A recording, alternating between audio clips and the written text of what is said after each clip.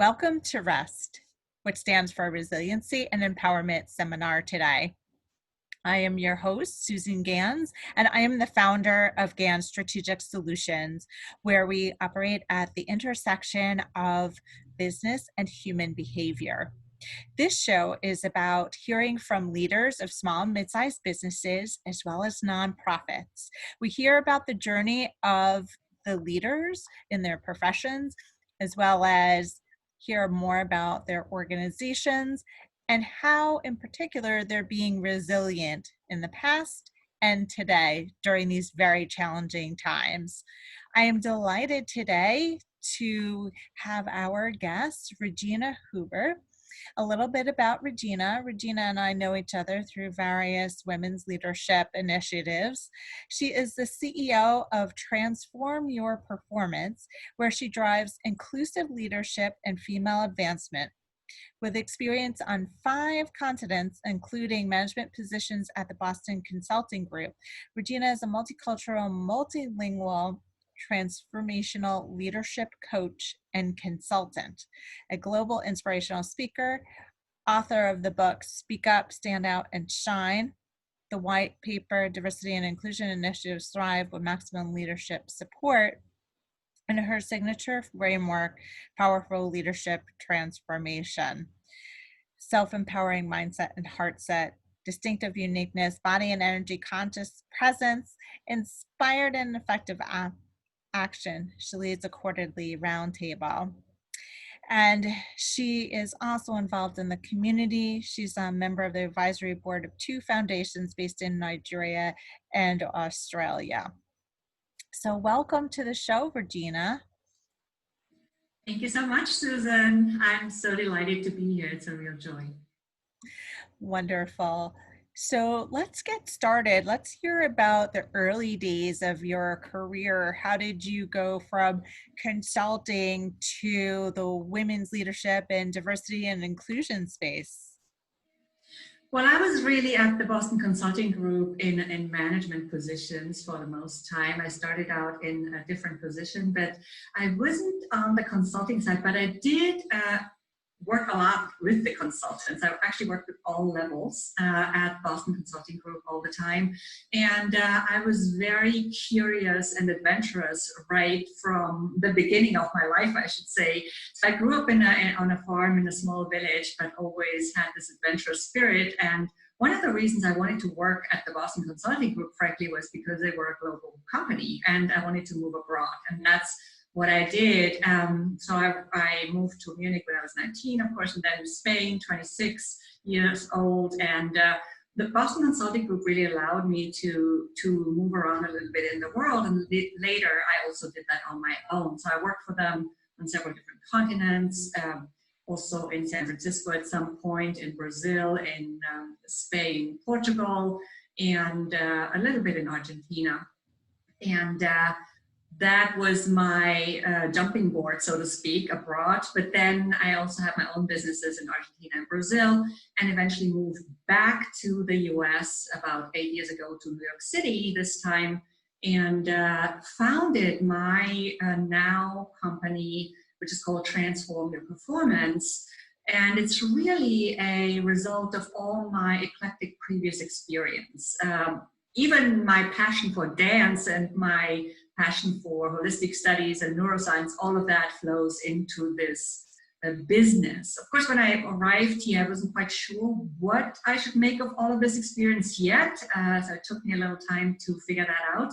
But I was definitely wanting to package all of this into something meaningful that would serve other people.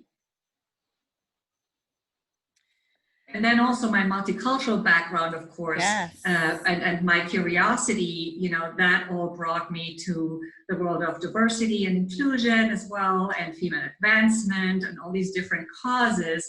And what I'm particularly passionate about is also this multicultural element, because then I also started traveling more extensively in Africa. So I've spent about 9 months of the last 3 years on the African continent in several different countries. Very exciting travel and work there. And this is how it came all together, and this is how it's evolving. And then I also, over time, I came up with my framework, my signature framework, which is called Powerful Leadership Transformation, or PLT. And it consists of the 4 pillars that you read out at the beginning: the self-empowering mindset and heart set, your distinctive uniqueness, your body and energy conscious presence, and as a result, inspired and effective action. I studied some other modalities as well, such as conversational intelligence and positive intelligence and other things, but this is really the core of my work, and it flows into my coaching, both private coaching programs, group coaching, my trainings, and into my speaking.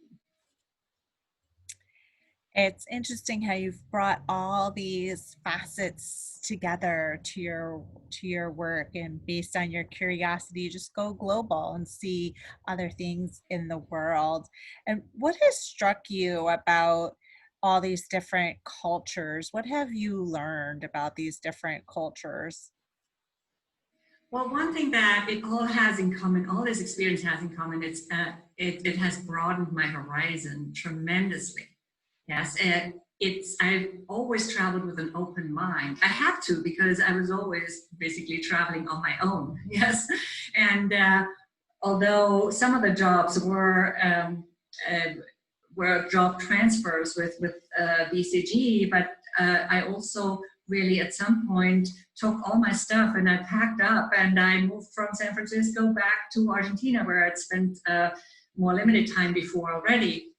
And I just, I just did it. And every time I moved somewhere, it required a lot of adaptation, but also really traveling with an open mind so I could absorb the richness of these cultures, learn from my new environments, also in a way survive and thrive in them. Yes. And then, of course, on my recent travels, which were not quite as extensive, but maybe a month or two, like this past winter, I spent a month in Uganda and another month in Rwanda, for example.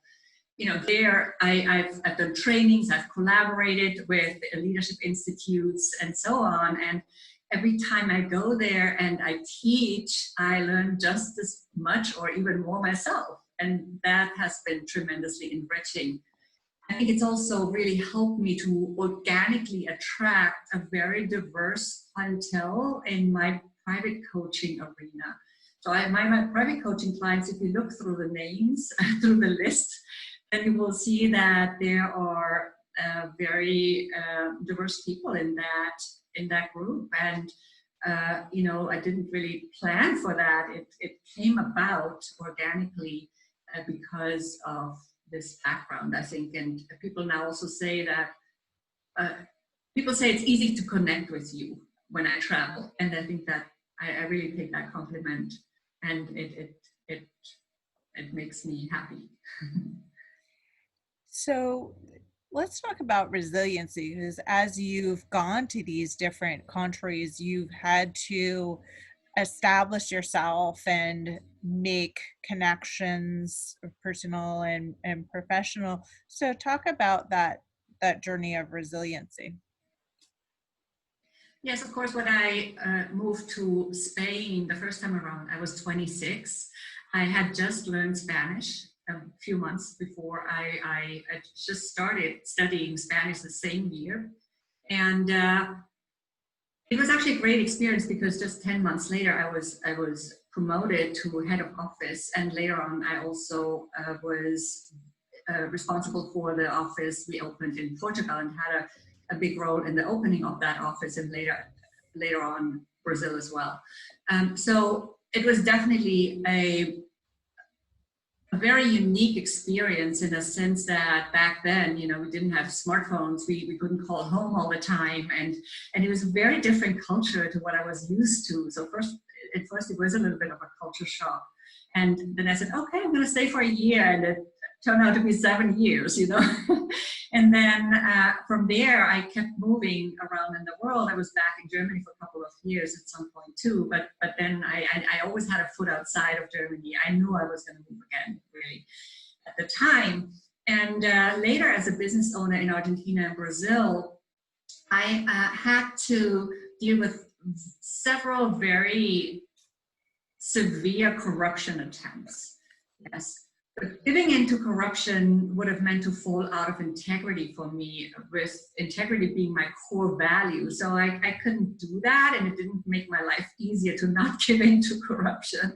But eventually, I even won a lawsuit against a department of the city of Buenos Aires. So I'm quite proud of that, that I made it through that.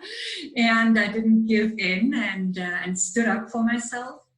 And I also later had to deal as a business owner in Brazil. Again, I had to deal with a lot of corruption as well, which eventually cost me my residency permit in Brazil, because I, again, did not pay these people off. And I think, you know, we have corruption everywhere at government and administration level, in all countries that I've seen so far. But at that time, I had to deal with it directly as a business owner, and often, yeah. And I think that has certainly built my resiliency. You know, it's given me a thicker skin in a way, and it's also reinforced my really living in integrity with my business, with who I am, what I stand for. And in my business, that expresses itself from the moment of selling, like, you know, for example, a coaching program. I'd never sell a coaching program to somebody that's not a good fit. Yes, for example. And it goes on like that until the end of that relationship. And then, of course, just before moving to New York, I also lost my business and lots of money as a result of working with a fraudulent business partner. With that business partner, I had an agreement for one part of my business only. So he wasn't my partner in all my business, but eventually it cost me my entire business. That was a very painful experience, but it also taught me a lot. And eventually, I would say, it really taught me to step out of victim mode into a self-empowering mindset. And this is also one of the reasons why I do the work I do today. It takes time. It didn't happen in a week, but I realized that somehow I had allowed this to happen. So I had to take responsibility first in order to create the change I wanted to create for myself from this situation. And I learned that any situation, however, or any circumstance, however harsh it may seem at the time, there's always an opportunity and always a benefit, as long as we are able to see that benefit. And it took me some time to clean up that mess. Even when I was already living here in New York City, I was still traveling back and forth to Brazil because I wasn't sure what I could maybe spend. I really loved Rio de Janeiro, you know, and I thought, okay, maybe I can spend part of the year there every year, but it's just not easy to make that happen. And instead, I'm now traveling to other places. Look, there's always a reason. Yeah, so talk more about the empowerment piece, because when you were at that low, you lost the business and you had to look inside yourself and say, wait a second, I am not the victim. What can I learn from that? How did you empower yourself? And then how do you empower others? Yeah, so you already said the keyword here. I had to look inside, yes, because power is inside of us. I like to actually say we cannot empower others. We can only guide them to empower themselves, to find their inner power. So we can provide tools, guidance, resources. We can provide coaching for that. And in fact, one of the 4 pillars of my powerful leadership transformation is a self-empowering mindset and heart set. So I certainly do that through my work. However, I cannot place power into you. It's already there. You just really need to know how to connect with it. And I think that's the secret. And there are many ways of doing that. And we can, find tools online or through coaching. And of course, through my private coaching programs, that's one way of doing that. And then also through the trainings. For example, in Rwanda, I was training a young group of people. They have a wonderful ecological project together. I had met this young lady who leads the project back in Ghana almost, about 3 years ago now. And we had kept in touch. And when we were talking about this topic, they were tremendously engaged and fascinated by it. Is extremely rewarding, this experience. And I think, yes, we all went away from it empowered, including myself. So it sounds like you've done a lot of mentoring to others. Who have been or types of mentors that you've had over the years and sponsors? And I imagine those people might have changed over time. Well, I would say that when I was much younger, we didn't really think so much about mentorship and coaching. There was not a formal role like that. But I have to say, my dad, in a way, was always an inspiration. He had a very different life to mine, but he had a very adventurous spirit as well. And I certainly inherited that from him. And then later on in Spain, the one who saw that leadership potential in me was my boss, was the boss of the Spanish office. So I was the head of the office in the other section, and he was the only person I reported there. Well, I reported to the partners really, but he was the one who also saw that potential in me while I wasn't even seeing it, and while I thought I had no relevant experience really at the time. I had no HR studies or background, none of that. And I all of a sudden was leading a big, very diverse team. And, administrative experience, I didn't have any of that either, operations. And it was a quite diverse job description. Later on, also the opening of the Portuguese office, gladly they paid for language lessons. So I was lucky enough to learn Portuguese, which after some years translated into Brazilian Portuguese, which is quite different. But that was the starting point for that as well. So I feel blessed that somebody saw this in me and trusted me. I still was going through the regular recruiting process and was also compared to external candidates. But I think that was a big eye-opener at the time. And also I will never forget one thing that he said to me in one of our first regular meetings. When I came with a couple of issues to him, he said, always also come with a solution.